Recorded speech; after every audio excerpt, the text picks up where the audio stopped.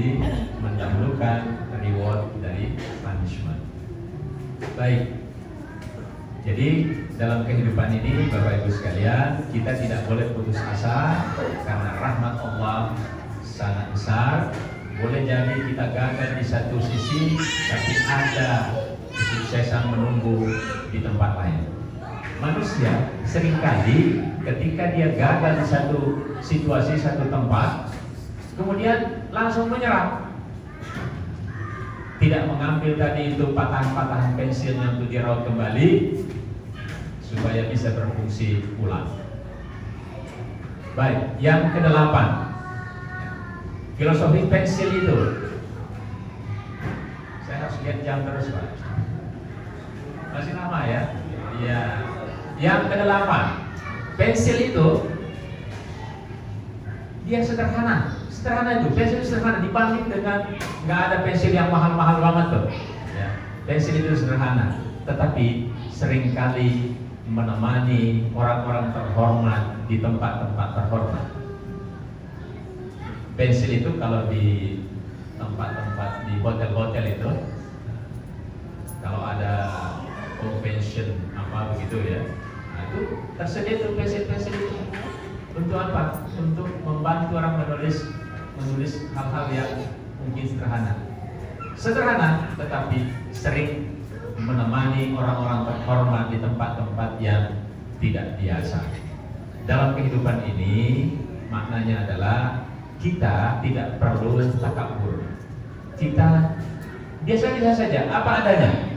Tetapi ketika kita diperlukan, siap untuk memberikan apa yang bisa kita lakukan. Meskipun penampilan sederhana, penampilan biasa-biasa saja, tapi ketika ada pekerjaan-pekerjaan berat, ketika ada pekerjaan-pekerjaan yang mungkin terinci begitu itu, kita siap untuk bisa memberikan yang terbaik. Tidak ada orang yang menonjolkan diri tapi ternyata tidak punya apa-apa begitu. Ya, ini tidak boleh dalam agama itu. Makanya istilah tawadhu itu sudah maknanya itu. Bukan berarti kita tidak boleh mengenalkan diri, boleh. Kalau ada misalnya permohonan, aplikasi apa begitu, lalu wawancara, kita harus sebutkan apa yang kita mampu karena orang itu belum kenal kita. Tapi bukan membesar-besarkan yang kecil, tapi mengatakan apa adanya harus. Jadi ada bahasa begini, kita tidak boleh sombong, ya. Kita tidak boleh merendahkan diri di hadapan manusia, tapi tidak boleh sombong di hadapan Allah. Jadi tetap kita biasa saja. Di saat diperlukan kita siap untuk memberikan apa yang kita bisa. Nah, itu sebabnya hadirin yang mulia. Nah, itulah dalam kehidupan ini ada hal-hal sederhana yang kita lakukan. Boleh jadi dari penampilan kita sederhana, tetapi bisa memberi manfaat yang banyak. Filosofi yang ke-9. Pensil itu bisa digunakan di air. Andai kata ada kertas yang tahan air, maka bisa berfungsi di dalam air.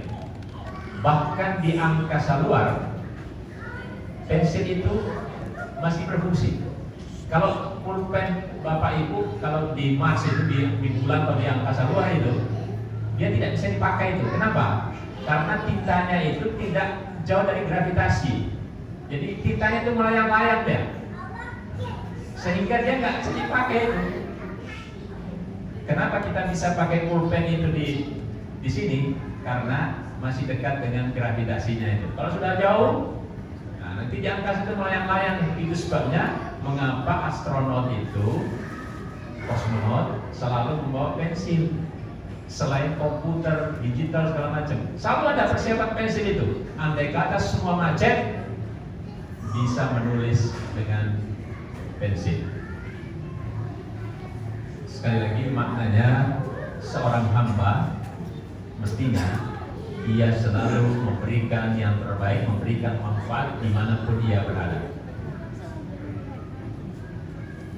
Di komunitasnya, di tempat kerjanya, di jalanan, ketika melihat ada seseorang yang perlu bantuan, dia sigap untuk memberikan, karena dia senantiasa memberikan manfaat yang baik. Khairun nas anfa'uhum linnas, sebaik-baik manusia mereka yang memberikan manfaat yang banyak kepada yang lain. Itu hadis sahih. Jadi oleh karena itu hadirin yang mulia, kita berupaya untuk melakukan apa yang bisa kita lakukan, membantu saudara-saudara kita dalam keadaan situasi tertentu. Tentu ini ajaran Islam dalam rangka kita memberikan manfaat yang baik. Yang ke-10, filosofi pensil yang ke-10. Pensil itu bentuknya bulat, Bapak Ibu. Oleh karena itu, simpan pensil itu di tempatnya sehingga ketika mau digunakan tidak menggelinding atau hilang kemana-mana. Letakkan di tempat yang baik sehingga pada saat akan dimanfaatkan dia masih berada di tempatnya. Kalau pulpen itu masih gampang karena ada sangkutannya. Kalau pensil itu gampang jatuh, gampang menggelinding dia. Maka pesannya taruh di tempatnya baik-baik sehingga pada saat diperlukan mudah ditemukan. Apa dalam kehidupan ini? Kalau kita berbuat sesuatu ibadah dan sebagainya, pelihara itu, jangan sampai pahalanya hilang. Ada orang kalau pernah berbuat baik kepada sesamanya, kemana-mana dia cerita kemana-mana. Apalagi kalau sudah sukses orang yang pernah dibantu itu biasanya begini. Si Anu dulu waktu masih kere itu, saya lah yang bantunya itu. Bapak Ibu, kalau sudah begitu, itu hilang nanti pahalanya. Hilang pahalanya. Karena Al-Quran mengatakan surah Al-Insan itu menyebutkan begini, kalau kita membantu orang lain, jangan pernah berharap untuk mendapatkan imbalan, bahkan terima kasih sekalipun. Bunyinya begini, wa yut'imuna at'ama ala hubbihi miskina wa yatima wa asira innama nut'imukum liwajhillahi la nuridu minkum jazaa'a wa la syukura. Jadi yang ayat terakhirnya itu begini, kami memberikan makan, memberikan bantuan, memberikan sedekah hanya berharap dari ridha Allah, tidak mengharapkan balasan dari Anda, bahkan terima kasih sekalipun. Jadi kalau kita masih bilang begini, saya itu sudah membantu dia itu, tapi terima kasih pun tidak. Nah, itu ayat itu sudah mengatakan terima kasih pun jangan harapkan dari orang yang pernah kita bantu, tapi Allah pasti tahu. Karena di ayat lain dikatakan apapun yang kita infakkan, apapun yang bantuan yang pernah kita lakukan, fahuwa yukhlifu, pasti Allah akan menggantinya. Apakah menggantinya dalam bentuk materi yang sama atau memberikannya dalam bentuk yang lain, nikmat yang lain, nikmat kesehatan, nikmat keturunan, nikmat macam-macam. Boleh jadi itulah yang balasan yang pernah kita bantuan yang pernah kita berikan.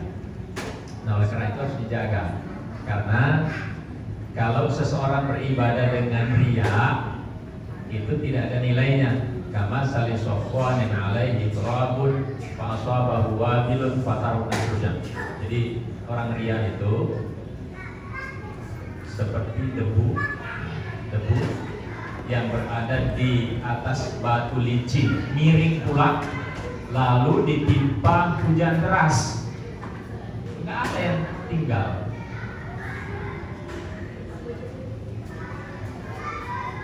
Bapak Ibu tahu ikhlas? Ikhlas itu bukan berarti tidak mau gaji ya. Seringkali orang kita itu menganggap ikhlas itu bekerja saja tapi tidak perlu imbalan. Nggak begitu. Kalau menurut Ustaz Mutawalli Sya'rawi, yang disebut ikhlas itu adalah paralelnya antara apa yang kita kerjakan dengan yang ada dalam hati. Yang ada dalam hati sama dengan yang kita kerjakan, itu namanya ikhlas.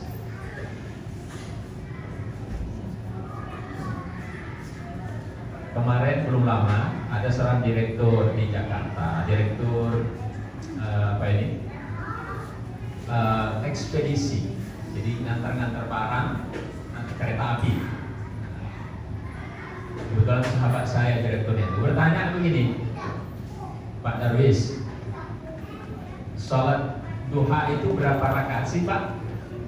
Saya katakan kalau Rasulullah biasa melakukan 8 rakaat, 2 sampai 8 rakaat. Oh, ada karyawan saya itu banyak sekali sholat duhanya. Suatu saat dia sering itu, kalau jam-jam 8, jam 9 itu dia naik ke lantai 2. Nah, ini lantai berapa nih? Nah, lantai 2, seperti gini. Itu sholat duha di situ. Tapi lama sekali. Suatu ketika saya minta karyawan lain untuk mengamati apa yang dilakukan pada saat sholat duha itu. Setelah 8 rakaat, dia tuh minggir ke jendela, Pak. Lihat sini nih. Ketika dia lihat orang masih ngangkat barang di bawah, dia tambah lagi 2 rakaat. Allahu Akbar. Selesai 2 rakaat, mepet lagi ke jendela. Dia masih tambah lagi. Allahu Akbar. Nah, kalau sudah selesai, baru dia turun. Ini namanya tidak sesuai dengan apa yang dia kerjakan dengan yang ada dalam hatinya. Itu tidak ikhlas. Jadi harus paralel itu. Yang ada dalam hati dengan yang kita kerjakan, maka di situ ada keikhlasan. Dia kelihatannya ibadah, tapi hatinya menghindari pekerjaan angkat barang, tidak ikhlas. Jadi kalau ibu-ibu nyuci piring di rumah itu ketahuan tuh kalau tidak ikhlas tuh, sampai bunyi piringnya kedengaran ke tetangga itu. Ya. Tidak sesuai dengan dikerjakan dengan dalam hati. Bapak-bapak juga begitu, kalau nyetir atau bonceng motor atau apa itu ketahuan tuh, ngeremnya juga nggak enak tuh. Baik, jadi keikhlasan itu penting untuk apa? Untuk jangan menghilangkan nilai pahala yang mestinya kita peroleh, lalu menggelinding habis seperti pensil tadi hilang. Kadang-kala orang banyak pahalanya, ibadahnya, saumnya dan sebagainya, tapi nanti di akhirat muflis. Ada disebut ada dulu namanya muflis. Siapa? Adakah Anda tahu orang yang muflis? Siapa mereka? Nah, setelah dilihat ibadahnya bagus, tapi ternyata hubungan antar manusia kurang bagus. Nah, dipakai untuk bayar utang itu.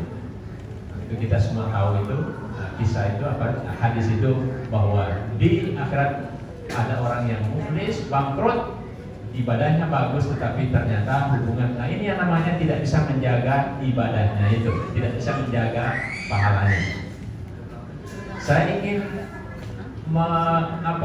supaya ada ruang tanya jawab. Saya ambil 2 terakhir ya, 2 terakhir. Yang ke-11. Jadi nanti saya lurusin, Pak. Saya bisa membuatnya sampai 25 sampai 30 bisa, tapi kita ambil 12 saja.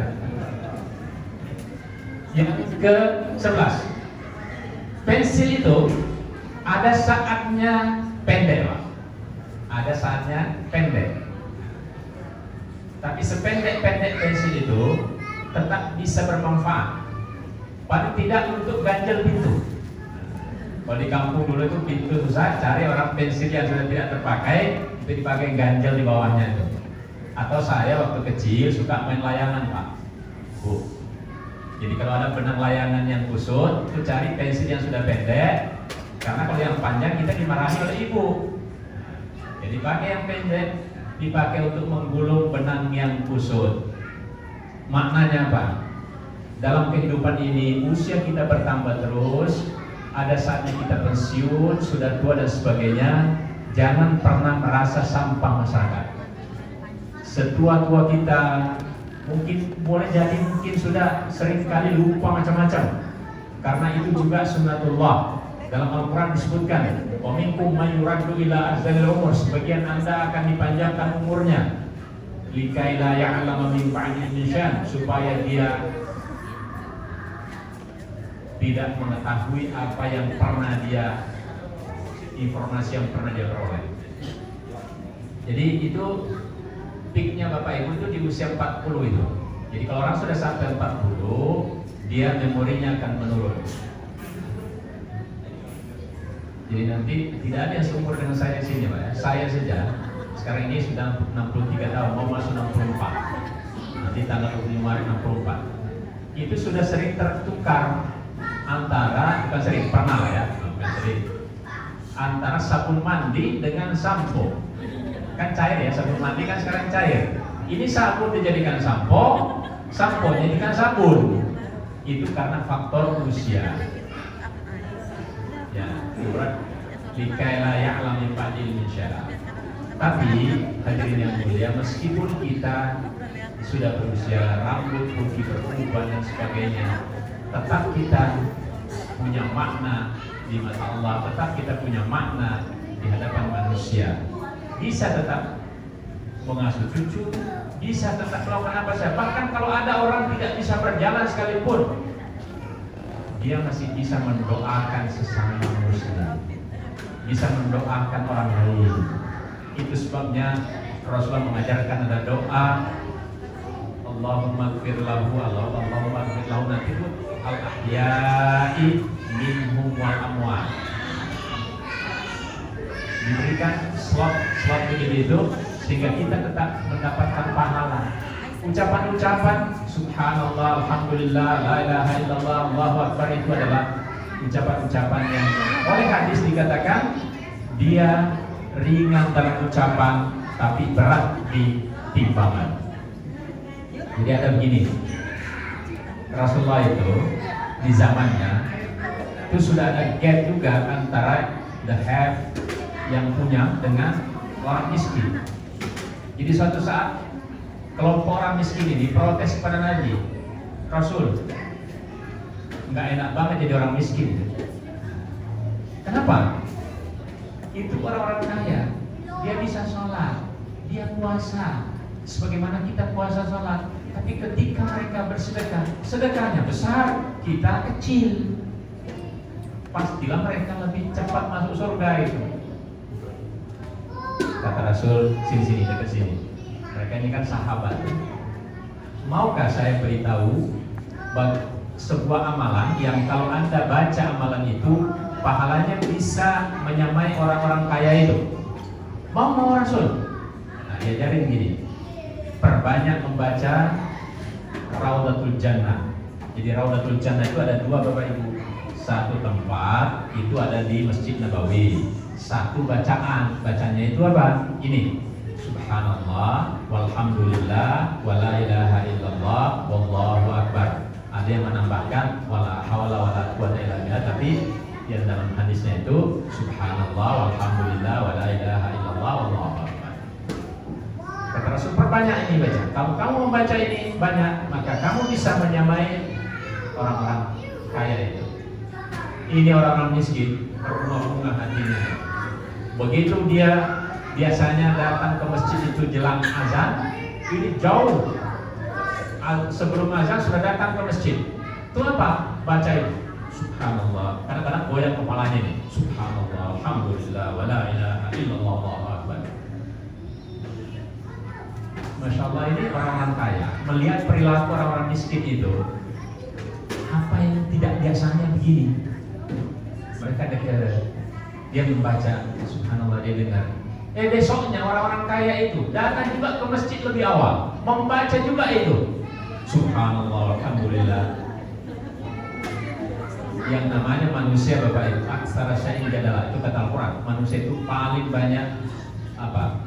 Paling banyak argumennya, paling banyak, kalau bahasa Batak itu paling banyak bacotnya itu. Banyak ngomongnya gitu, protesnya banyak. Datang lagi kepada Nabi, Rasul, payah. Mereka itu orang kaya ngikutin kita juga. Turun ayat, dzalika fadlullah yu'ti may yasha. Anda tidak boleh jealous, tidak boleh iri. Itulah kemuliaan yang diberikan oleh Allah kepada siapa yang dikehendaki. Kalau mereka orang kaya itu pasti tanggung jawabnya juga besar. Anda bersedekah walaupun kecil tapi ikhlas, memiliki makna yang sama. Mereka besar tapi kalau tidak ikhlas tidak punya makna juga. Nah, oleh karena itu, hadirin sekalian, banyak hal yang bisa kita lakukan meskipun kita sudah pensiun, meskipun kita sudah usia melebihi 50. Karena Rasul itu mengatakan hasaidu ummati ma baina sittina sab'in. Ini redaksinya memang begini Bapak Ibu. Umatku itu akan dipanen antara 60 sampai 70 tahun. Maksudnya ditarik dari peredaran. Ditarik dari peredaran di muka bumi ini 70, 60, 70 tahun. Loh ada yang 90 dari 100, iya, tapi ada juga bayi yang sudah ditarik. Tapi rata-ratanya itu 60, 70 tahun. Baik, kita ambil yang terakhir. Yang terakhir, filosofi pensil. Pensil itu ada saatnya meskipun ganjal pintu juga tidak bisa. Dia habis selesai perkhidmatannya itu, nggak bisa dipakai sama sekali. Ketika sampai pada titik itu yang disebut dengan ajal. Apa ajal itu? Ajal itu artinya tonggak, patok. Jadi ajal itu artinya patok. Jadi orang sampai ajalnya sampai pada patoknya. Jadi ajal itu adalah patok. Dan la yastakhiruna sa'atan la yastaqdimun, tidak bisa dimaju mundurkan. Kalau sudah sampai di situ selesai. Enggak bisa apa-apa. Saya punya kenalan. Itu luar biasa memelihara kesehatan. Dia juga orang berada, Bapak Ibu. Itu untuk untuk ceboknya saja. Waktu itu di kampung belum ada heater, belum ada pemanas. Jadi mesti dimasakin air. Untuk ceboknya saja mesti air yang sudah matang dan masih hangat, karena khawatir itu air mentah itu nanti ada kuman-kumannya dan sebagainya. Ya. Hidupnya sangat higienis, luar biasa. Memang orang berada. Tapi Bapak Ibu tahu meninggalnya kenapa? Ditabrak mobil. Jadi nggak bisa. Walaupun ya tetap kita harus berupaya untuk sehat, karena itu adalah perintah agama, berobat bila sakit dan seterusnya. Tetapi yang namanya ajal tadi itu tidak bisa dimaju mundurkan. Tetapi pesannya begini, sebelum sampai titik itu, pesan Al-Quran mengatakan wa tazawwadu fa inna khairaz zadi taqwa. Hendaklah berbekal sebelum sampai pada titik itu, dan sebaik-baik bekal adalah takwa kepada Allah Subhanahu wa taala. Terima kasih. Assalamualaikum warahmatullahi wabarakatuh.